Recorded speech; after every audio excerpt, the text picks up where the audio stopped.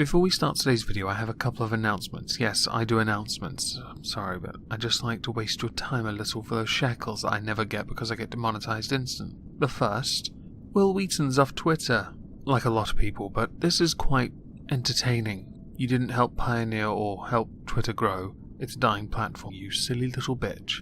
Shut up, Wesley. The second, Cristina Prime very kindly drew something for me, and in doing so turned it into a speed paint which I then had to edit because her software, Movie Maker, refused to do as it was told. So on her channel is a speed paint of this image which I had designed because I thought it was a bit tongue-in-cheek and wanted to put it on a t-shirt, which I have. Link to that, Christina's video and her channel in the description. Please consider subscribing. She is an incredibly talented artist with a channel that I feel is undersubscribed. Also, she does all the avatar work on this channel, with updates to this avatar happening to be released at the start of next year. Updates I believe I mentioned last week. So now that I've gotten that out of the way, let's talk about grooming gangs. Because yet again, a particular community has a problem with this.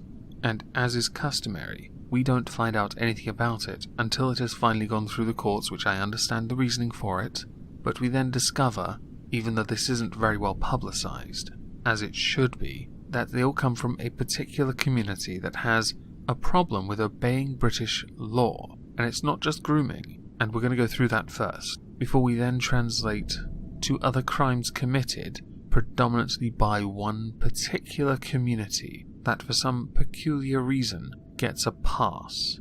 Now, I don't understand the reasoning for this. I stand firmly on the side that if you break the law, you serve the time that is written in the law. How is this so complex? I know I'm not wearing the Judge Moist outfit, but I can't be bothered. But let's say hypothetically for a second here, with grooming gangs, life, and the other crimes that are going to be mentioned, yeah, life.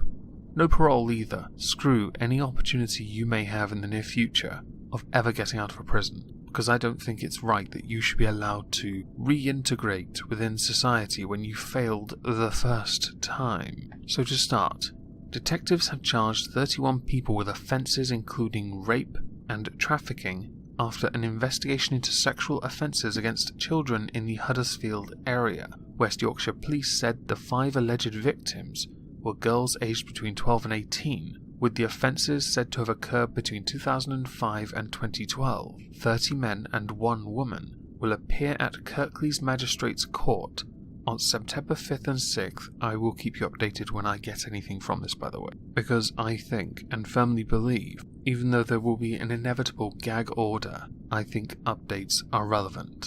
Perhaps not mentioning the names of those already charged, since all the names are listed below. So we'll go through the incredibly British group here and see if you can work out what ties them all together. Mohammed Suhail Arif, charged with rape of a girl aged 13 to 15. Iftikhar Ali of Huddersfield, charged with attempted rape of a girl aged 13 to 15 and 3 counts of rape of a girl aged 13 to 15. Mohammed Sajjad of Huddersfield, with 4 counts of a rape of a girl aged 13 to 15, 1 of a girl under 13, and facilitating the commission of a child sex offence. Fareen Rafiq of Huddersfield, I'm going to leave the of Huddersfield part out, charged with 2 counts of facilitating the commission of a child sex offence. I'm just going to read the names now, which I think should be comical enough that I am trying so hard to pronounce these names. Umar Zaman, Basharat Hussain, Amin Ali Koli, Shakil Hussain, Mubasha Hussain, Abdul Mashid Mohammed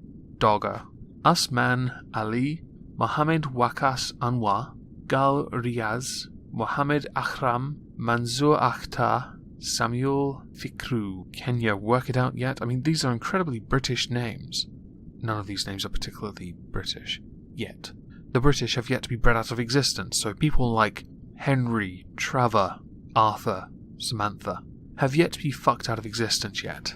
I feel sorry for the Trevors. I really do. A further 12 men cannot be named for legal reasons, probably because they are underage, while they simultaneously were also committing atrocious acts to those who were also underage.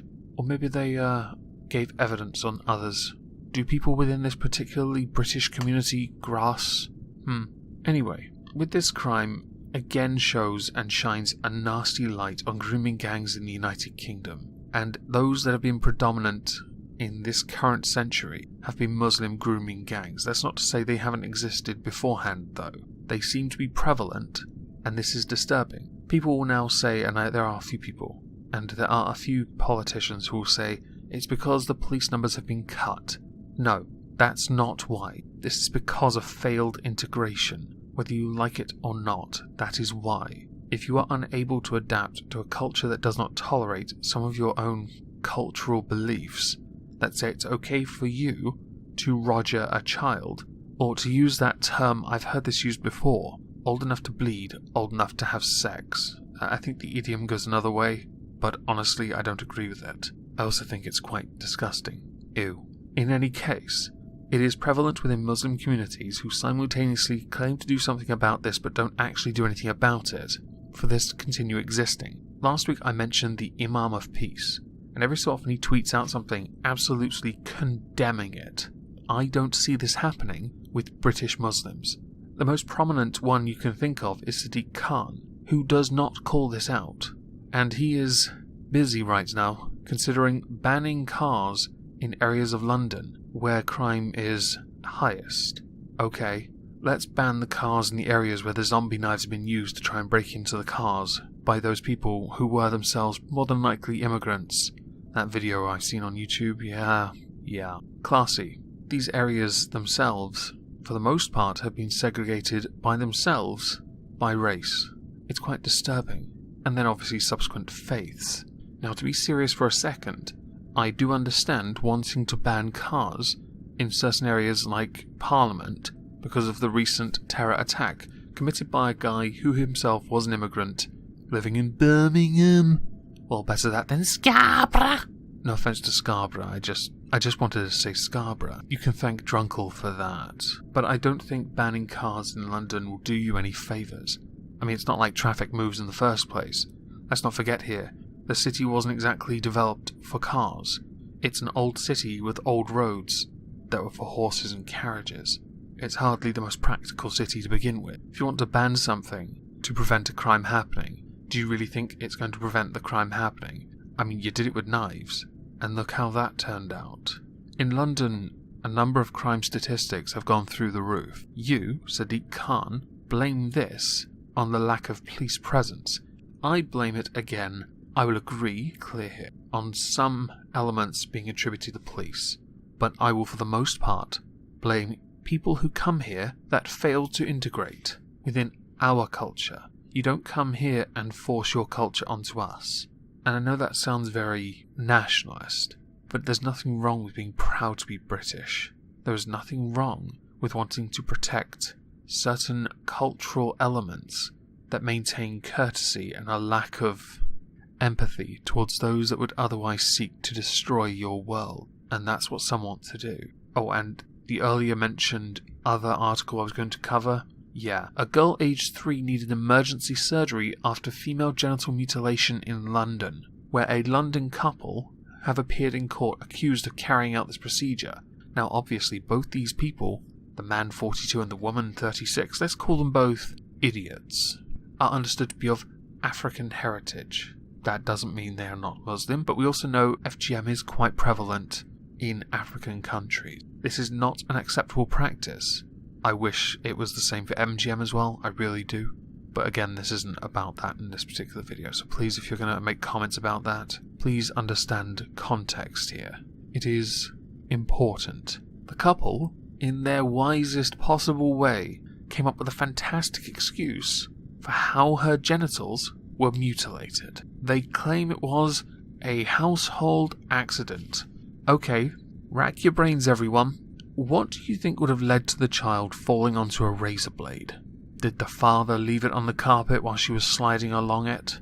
Honestly, I do apologise for the mental image if that at all disturbs you, but this bogus excuse is disturbing. What's more is that not only are they being charged with failing to protect a child in their care from mutilation, also other offences involving extreme pornography, where the man is allegedly being charged with possessing obscene imagery of sexual activity involving animals and child abuse. Wow. It's nice to see that integration worked out so well, isn't it?